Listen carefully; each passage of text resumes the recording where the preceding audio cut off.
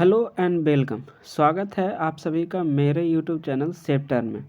मैं हाजिर हूँ आपके साथ 12th क्लास का प्रीवियस ईयर का पॉलिटिकल साइंस का क्वेश्चन लेकर के उसको सोल्व करते हैं। इसको सोल्व करने से आपको ये समझ में आएगा कि पिछले साल पॉलिटिकल साइंस के किस प्रकार के ऑब्जेक्टिव पूछे गए थे, है ना।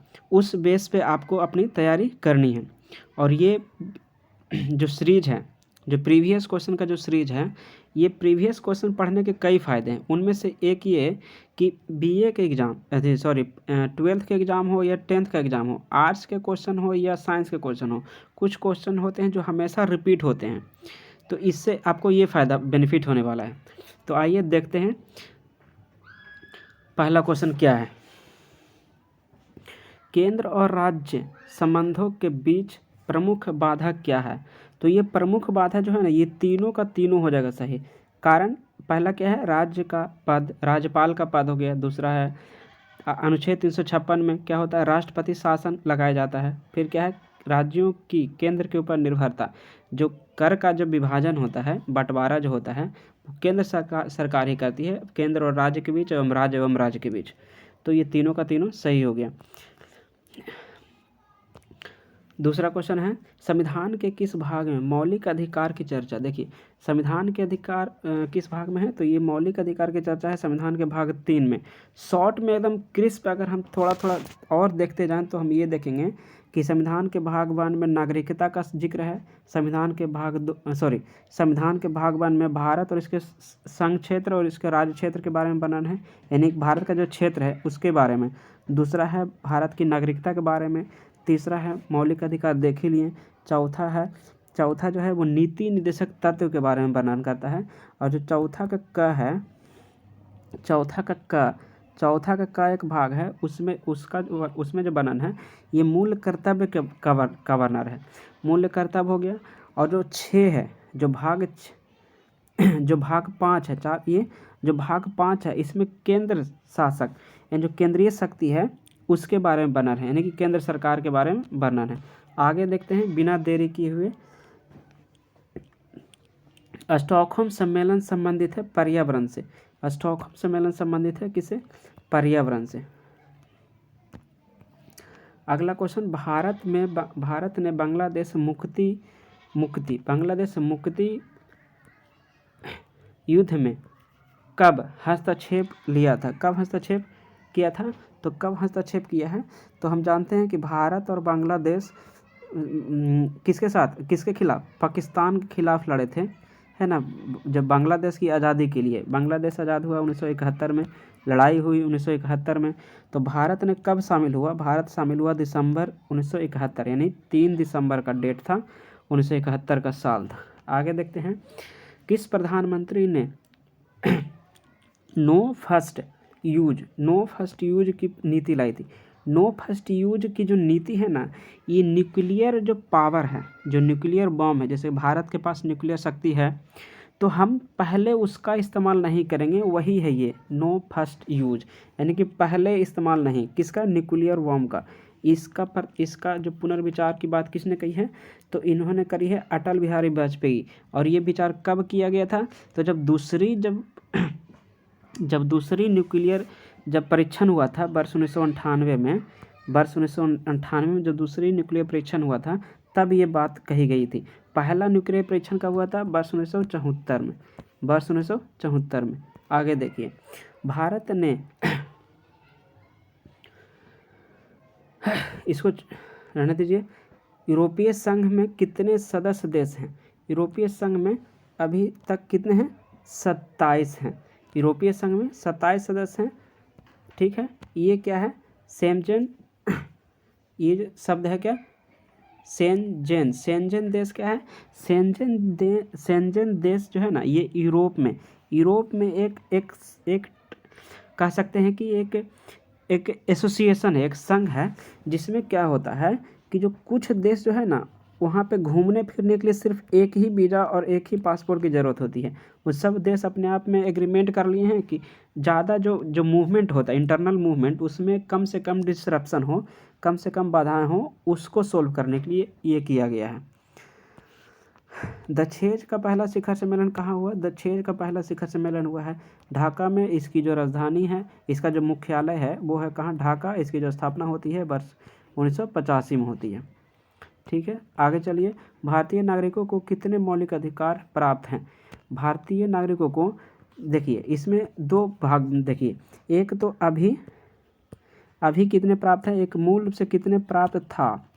तो ये पूछा कितना प्राप्त है, यानी अभी, तो अभी कितना हो गया 6। अब मूल में कितना था, तो मूल में था 7। तो एक कहाँ गया? तो एक जो था ना उसको मौलिक अधिकार से हटा करके कानूनी अधिकार में डाल दिया, कानूनी अधिकार में डाल दिया। ठीक है, बस इतना ही।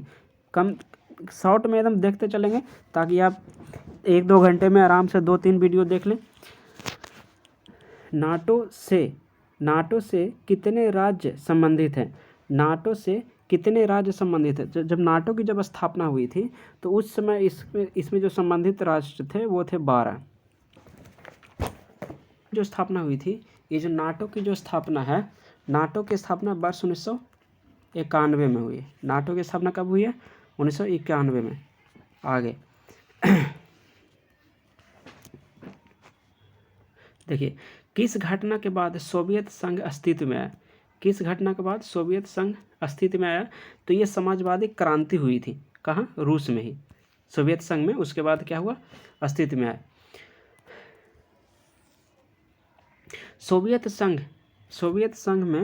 सोवियत संघ के विघटन के बाद कौन सा देश अकेली महाशक्ति बन गया था?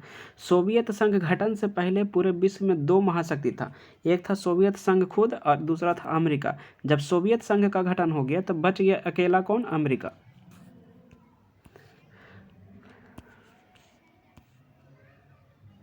सोवियत संघ को पूर्ण रूप से कब भंग कर दिया गया? तो सोवियत संघ को पूर्ण रूप से जो भंग किया गया ये वर्ष 1991 का था। वर्ष 1991 का था। और सोवियत संघ भंग होकर के क्या बन जाता है? रूस बन जाता है।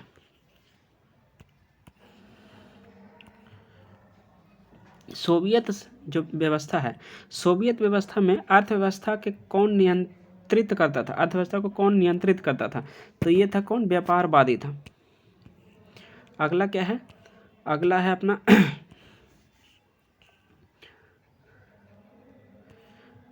देखिए, इसको अगर देखें तो क्या है, सोवियत व्यवस्था ने अपनी लोकप्रियता इतनी जल्दी क्यों खो दी? क्योंकि क्या था ना, वहाँ पे अत्यंत अधिज्ञानवादी यानी एक्सट्रीमिस्ट बहुत बढ़ गया था। पूरा एकदम एक तरफा व्यापार होता था। एक दूसरे वर्ग का, जो निम्न वर्ग होते थे, उसका शोषण होता था। और जो नौकरशाही जो तंत्र थे वो काफ़ी करप्ट हो चुका था। सोवियत संघ का उत्तराधिकारी राज्य कौन बना? देखिए, सोवियत संघ का विघटन हो गया वर्ष 1991 में। जैसे ही विघटन हुआ तो उसी का जो सोवियत संघ है वो क्या बन गया? बन गया रूस। भारत और बांग्लादेश के बीच युद्ध मुद्दा क्या रहा है? युद्ध मुद्दा क्या रहा है? तो ये पानी के लिए, जल विवाद के लिए हमेशा से लड़ते रहे हैं।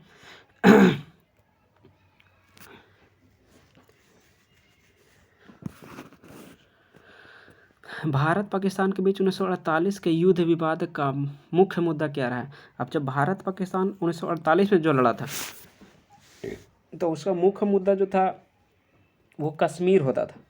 क्या होता था? कश्मीर होता था। श्रीलंका ने, इसको छोड़िए, यूनिसेफ का मुख्यालय कहाँ है? यूनिसेफ का जो मुख्यालय है वो हो जाएगा न्यूयॉर्क। यूनिसेफ का मुख्यालय कहाँ हो गया? न्यूयॉर्क।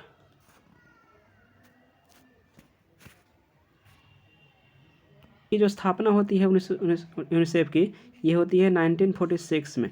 इसका स्थापना का उद्देश्य क्या था कि दूसरा विश्व युद्ध और पहला विश्व युद्ध में जो भी जान माल की क्षति हुई, मतलब ये हुआ कि युद्ध से संसाधन का क्षति होता है।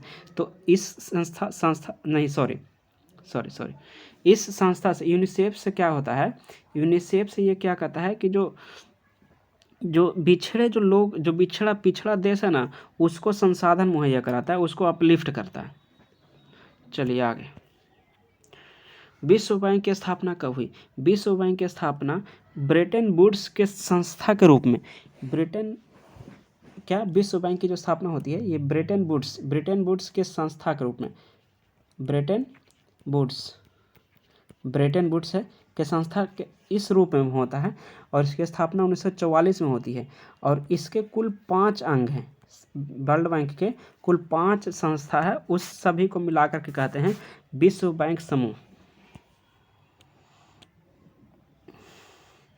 अमेरिकी पूरे विश्व राजनीति पर अपना प्रभुत्व कैसे जमाता है? अमेरिका पूरे विश्व पर राजनीति प्रभुत्व कैसे जमाएगा? तो पूरे दूसरे देश को सैन्य और आर्थिक सहायता देता है, फिर उसको कर्ज में डुबाता है, उससे फिर कर्ज नहीं दिया जाता है तो फिर उसके ज़मीन को अपने फ़ायदे के लिए मिलिट्री कैंप और वगैरह वगैरह के लिए इस्तेमाल करता है। तो इसका आंसर डी।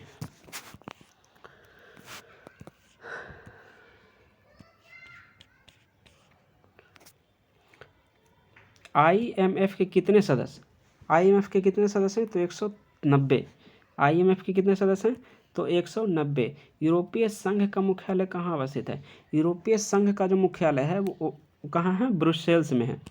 कहाँ? ब्रुसेल्स में। भारत में पहली बार नगर निगम की स्थापना कब हुई? भारत में पहली बार नगर निगम की जो स्थापना होती है ये वर्ष 1988 में। कहाँ होती है? तो मद्रास में। कहाँ? मद्रास में। ये मद्रास हम इसलिए लिखे हैं कि उस समय चेन्नई नहीं था, पहले मद्रास था, बाद में जाकर के मद्रास का नाम बदला गया और क्या बन गया? चेन्नई बन गया। तो पहला नगर निगम की स्थापना कहाँ हुई?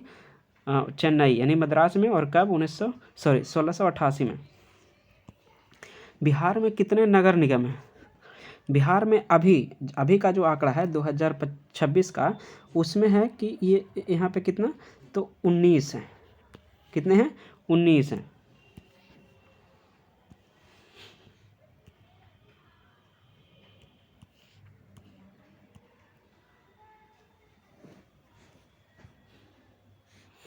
देखिए क्या है अगला क्वेश्चन। तो भारत में निम्न में से किसे सबसे पहले भारत रत्न मिला? देखिए सबसे पहले जो भारत रत्न जो मिला है वो वर्ष 1954 में, वर्ष 1954 में। और इस साल 3 लोगों को मिला है। इस साल 3 लोगों को मिला। तो कैसे आप कह सकते हैं कि सबसे पहले किसको मिला है? तो इसमें जो मिला है उसमें पहला शख्स है सी राजगोपालाचारी, दूसरा थे एस राधाकृष्णन और तीसरा थे कौन? सीवी रमन। कौन? सीवी रमन। सीवी रमन। तो ये तीनों को मिला है। तो यहाँ पे ऑप्शन 2 को दिया हुआ है, तो हम पहला के साथ ऑप्शन के साथ जाएंगे। भारतीय जनसंघ की स्थापना भारतीय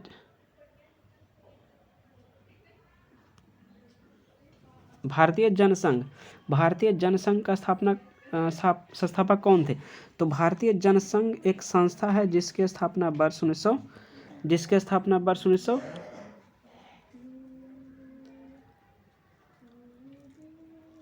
1951 में किसके द्वारा? तो श्यामा प्रसाद मुखर्जी जी के द्वारा किया जाता है। ठीक है, श्यामा प्रसाद मुखर्जी जी के द्वारा किया जाता है। अगला है वर्ष 1960 में किन राज्यों का निर्माण हुआ? वर्ष 1960 में महाराष्ट्र से टूट करके गुजरात का बना, यानी कि महाराष्ट्र और गुजरात का 1960 में। देखिए, और पंजाब जो हरियाणा है ये बना है 1966 में। इसको ध्यान रखना है। आगे आइए।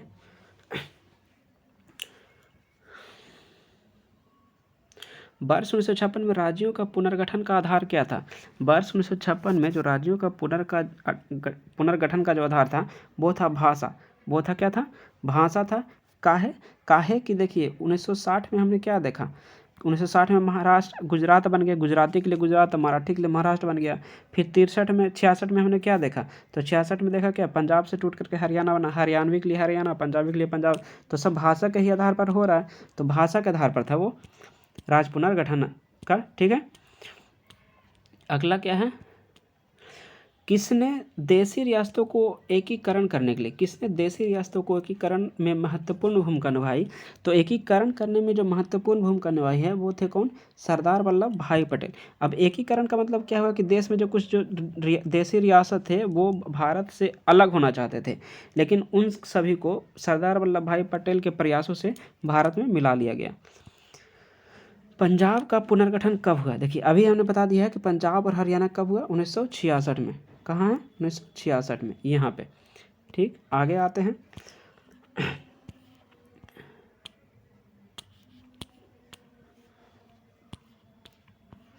राजीव गांधी, इसको छोड़िए। दछेज, दछेज को इंग्लिश में कहते हैं सार्क। क्या SAARK होता है। यहाँ पे सार्क लिखा हुआ है कि स्थापना कब हुई है। क्या पूछा, क्या स्थापना हुई है वर्ष 1985 में, वर्ष 1985 1985 में, वर्ष 1985 में। और इसका जो मुख्यालय है वो कहाँ था, ढाका था। देखे हैं ढाका किसकी राजधानी है, तो बांग्लादेश की। सार्क का जो 8वां सदस्य है, सार्क का जो 8वां सदस्य है, सार्क का 8वां सदस्य कौन है, तो अफगानिस्तान। इसका पूरा रूप क्या है, ARF। क्या है, ARF। यहाँ देखिए क्या है, Asian regional forum, Asian regional forum यही हो जाएगा। ठीक है, यहाँ पे देखिए सोचना लिखा हुआ है जो नहीं होगा, यहाँ पे रिसर्च है जो नहीं होगा, तो अपना आंसर बी हो गया। आगे आते हैं, सार्क का मुख्यालय कहाँ है। सार्क का मुख्यालय कहाँ है, तो सार्क का जो मुख्यालय है वो है कहाँ, काठमांडू में। कहाँ है, काठमांडू। अभी हमने देखा क्या कि जो दछेज, अरे सॉरी, दछेज को ही सार्क कहते हैं ना, दछेज को ही क्या कहते हैं, सार्क कहते हैं। तो इसका जो मुख्यालय है, इसका मुख्यालय कहाँ है, इसका मुख्यालय है ढाका, जिसकी स्थापना कब हुई है, 1985 में।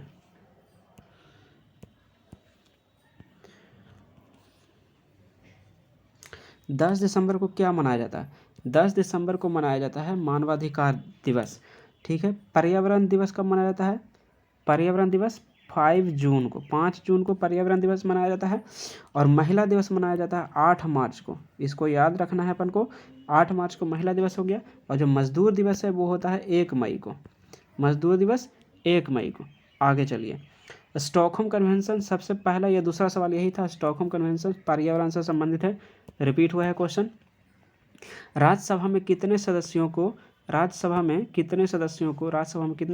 को राष्ट्रपति द्वारा मनोनीत किया जाता है, तो राज्यसभा में किया जाता है 12 गो। अगर बोले कि लोकसभा में कितना किया जाता है, तो लोकसभा में कै गो मनोनीत किया जाता है, तो लोकसभा में 0। पहले होता था 2 गो, लेकिन अब 1 भी नहीं होता है। ठीक, आगे, भारत के प्रथम विदेश मंत्री कौन थे, तो भारत के प्रथम विदेश मंत्री यानी उस समय के जो प्रधानमंत्री थे, प्रधानमंत्री कौन थे, प्रथम प्रधानमंत्री कौन थे बताएंगे, तो कौन थे, पंडित जवाहरलाल नेहरू, और यही थे प्रथम विदेश मंत्री भी। राज्यसभा का सभापति कौन होता है, तो राज्यसभा का जो सभापति होता है वो होता है उपराष्ट्रपति। कौन होता है, उपराष्ट्रपति। और जो लोकसभा का जो अध्यक्ष होता है उसको अध्यक्ष, और ये लोकसभा के सदस्य में से ही चुने जाते हैं। प्रधानमंत्री की नियुक्ति कौन करता है जी, तो देखिए प्रधानमंत्री की नियुक्ति कौन करेगा, तो राष्ट्रपति करेगा। प्रधानमंत्री की नियुक्ति कौन, तो राष्ट्रपति करेगा।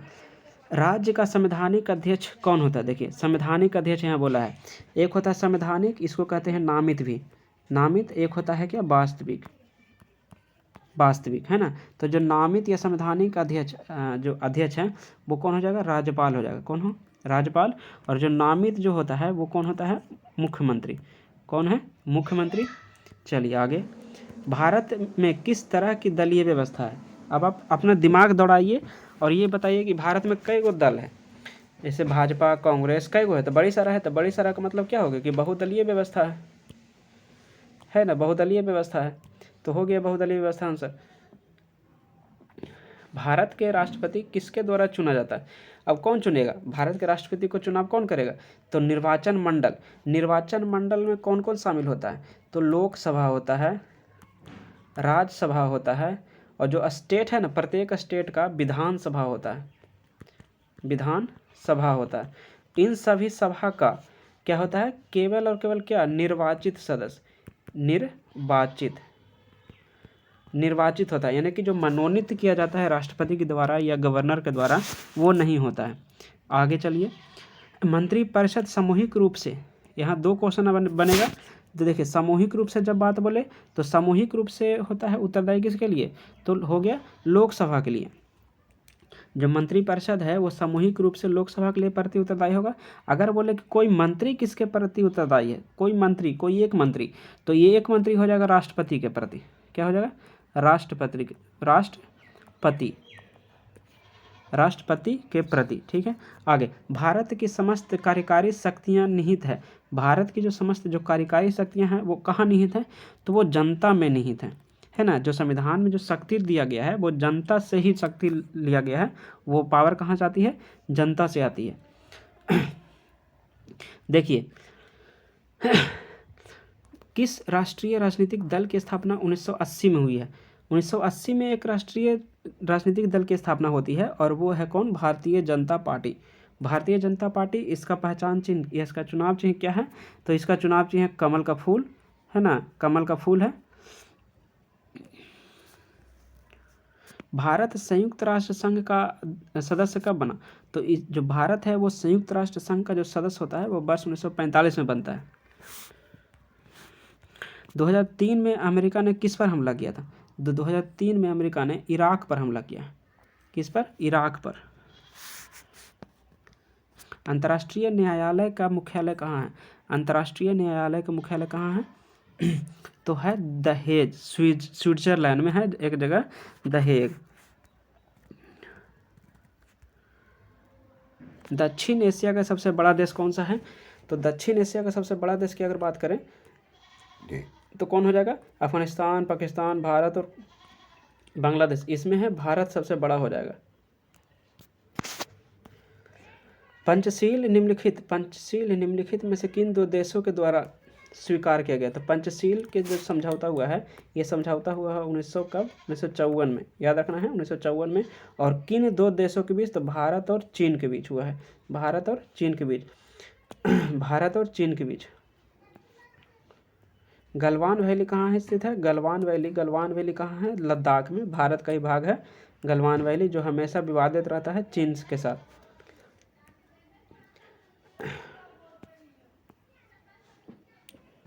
निम्नलिखित में से कौन नाटो का सदस्य देश नहीं है? तो नाटो का जो सदस्य देश नहीं है वो कौन नहीं है? वो रूस नहीं है, रूस नहीं है। बर्लिन की दीवार कब गिराई गई थी? बर्लिन की दीवार को गिराई गई थी 1989 में। यहाँ पे ऑप्शन नहीं दिया है, 1989 में गिराई गई थी। यूरोपीय समुदाय ने अपना नाम यूरोपीय संघ कब रखा?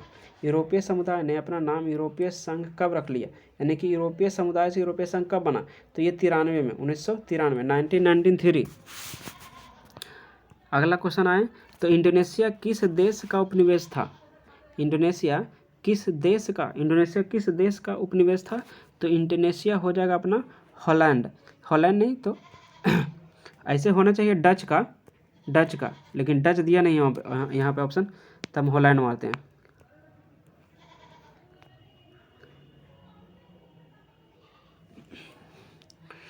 बर्मा किस देश का पुराना नाम है? बर्मा जो है वो किस देश का पुराना नाम है? तो बर्मा म्यांमार का पुराना नाम है।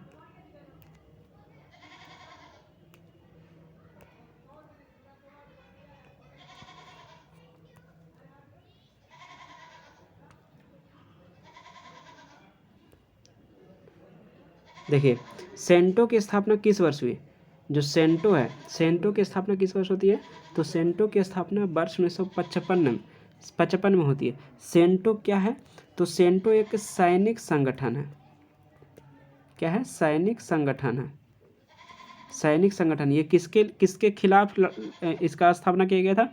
तो ये सोवियत संघ है, उसके खिलाफ शुरू किया गया था। किसने शुरू किया था? तो पाकिस्तान था, ईरान था, इराक था, तुर्कमेनिस्तान था, जो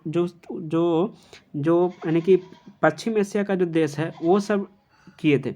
काहे कि जो सोवियत संघ से उनको डर था कि सोवियत संघ कहीं अटैक न करे।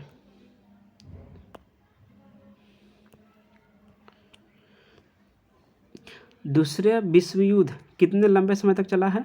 तो दूसरा विश्व युद्ध जो चला है वो चला है 6 वर्ष तक। कब तक? 6 वर्ष 1 दिन तक चला है, 6 वर्ष 1 दिन।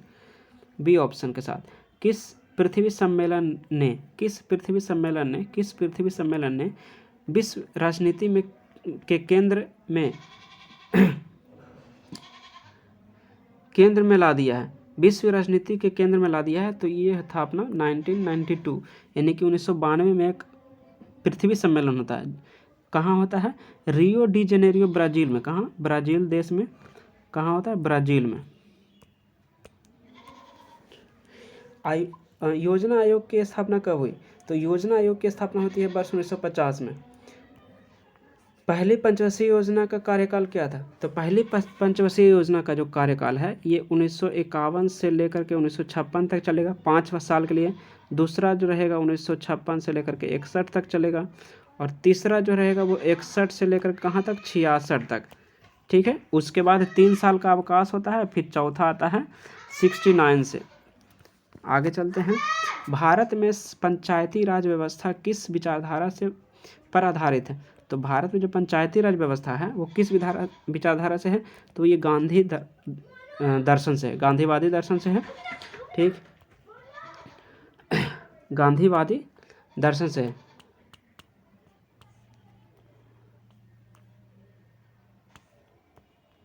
सुरक्षा परिषद में के कोई अस्थायी सदस्य का कार्यकाल क्या होता है? जो अस्थायी सदस्य का जो कार्यकाल होता है ये होता है कितना, 2 साल के लिए। और जो सुरक्षा परिषद में जो अस्थायी जो सदस्य होते हैं वो कितने होते हैं, 10 होते हैं। और जो अस्थायी होते हैं, जो हमेशा रहते हैं, वो कितने होते हैं, 5 होते हैं। तो भारत किसका अस्थायी है कि अस्थायी सदस्य है? भारत अस्थायी सदस्य बनता है, अस्थायी नहीं।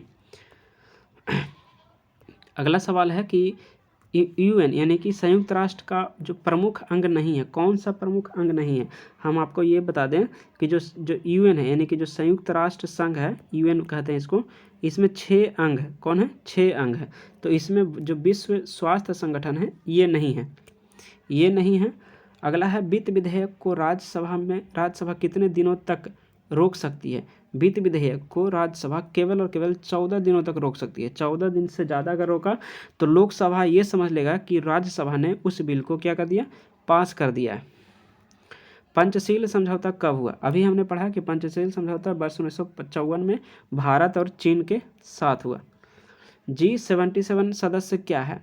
G77 सदस्य संगठन है, यहाँ पे सदस्य नहीं होगा, यहाँ संगठन होगा। ये क्या है? ये विकासशील देशों का एक संगठन है। किसका? विकासशील देशों का एक संगठन है। अगला अगर बात करें तो संयुक्त राष्ट्र संघ का सबसे बड़ा सदस्य, अभी हम बताए ना कि संयुक्त राष्ट्र संघ का कई सदस्य, 6 अंग है, 6 अंग है। उन सब में सबसे बड़ा जो है ये महासभा है। इसको बोलते हैं जनरल असेंबली, ये जनरल असेंबली, या इसको UNGA भी कहते हैं, UNGA यानी United nation general assembly, UNGA। निम्नलिखित में से कौन मौलिक अधिकार नहीं है? देखिए तो कौन मौलिक अधिकार नहीं है? अभी हमने आपको बता दिया कि कौन सा नहीं है। देखिए पढ़िए तो देखिए तो संपत्ति का अधिकार है मौलिक अधिकार, ये कानूनी अधिकार बन गया है, कानूनी अधिकार बन गया है। और जो मौलिक अधिकार है अभी कै गो है? 6 गो। सिक्किम भारत का हिस्सा कब बना? सिक्किम भारत का हिस्सा कब बना है? तो 1975 में, 1975 में ये 22वां राज्य बना है सिक्किम। राष्ट्रीय मानवाधिकार आयोग की स्थापना कब होती है? तो राष्ट्रीय मानवाधिकार आयोग की स्थापना वर्ष 1993 में, वर्ष 1993 में होती है। भारत के प्रथम नियंत्रक एवं महालेखा परीक्षक कौन थे? तो ये थे बी नरहरि राव। और पूछा जाए, अगर इसका अभी पूछा जाए कि अभी कौन है नियंत्रक एवं महालेखा परीक्षक, तो कौन है? संजय मूर्ति। कौन है? संजय मूर्ति। ये ठीक। आगे 1975 में राष्ट्रीय आपातकाल घोषणा के समय भारत के प्रधानमंत्री कौन थे? सबको पता है कौन थे? आयरन लेडी यानी कि इंदिरा गांधी।